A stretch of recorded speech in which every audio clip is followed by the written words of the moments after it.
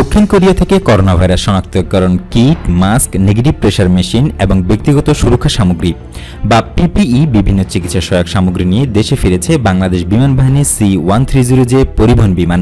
বৃহস্পতিবার রাতে ও চিকিৎসা সামগ্রী নিয়ে আসে বিমান বাহিনীর এই উড়োজাহাজ।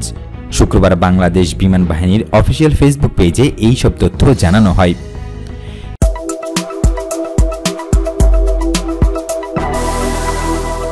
এতে বলা হয়, দক্ষিণ কোরিয়ায় অবস্থিত বাংলাদেশ দূতাবাসের প্রতিরক্ষা উপদেষ্টা এয়ার কমডোর কাজী সাইফুল হাসানের উদ্যোগে দক্ষিণ কোরিয়ার কিছু বেসরকারি প্রতিষ্ঠানে দেওয়া বিভিন্ন চিকিৎসা সহায়ক সামগ্রী দক্ষিণ কোরিয়া থেকে নিয়ে বৃহস্পতিবার রাতে দেশে ফিরেছে।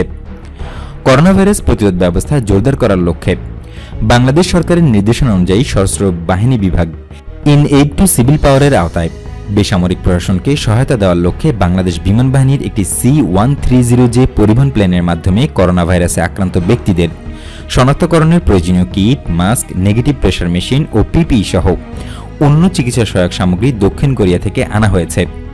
এর আগে স্বাস্থ্যসেবা সহায়ক দ্রব্যাদি আনার লক্ষ্যে 17 জুন সকালে বাংলাদেশ বিমান বাহিনীর 15 জন এয়ার ক্রু একটি C-130J পরিবহন প্লেন নিয়ে দক্ষিণ কোরিয়ার উদ্দেশ্যে বিমান বাহিনীর ঘাঁটি বঙ্গবন্ধু ঢাকা ত্যাগ করে। বাংলাদেশ বিমান বাহিনীর এয়ার কমডোর সৈয়দ সাইদুর রহমান দলনেতা হিসেবে দায়িত্ব পালন করেন।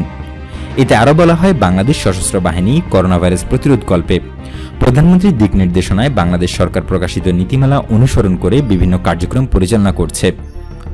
উল্লেখ থাকে যে এবারই প্রথম বাংলাদেশ বিমান বাহিনীর একটি C-130J পরিবহন বিমানের মাধ্যমে করোনা ভাইরাস শনাক্তকারী কিট ও ব্যক্তিগত সুরক্ষা সামগ্রী সহ চিকিৎসা সহায়ক সামগ্রী দক্ষিণ কোরিয়া থেকে দেশে আনা হয়েছে।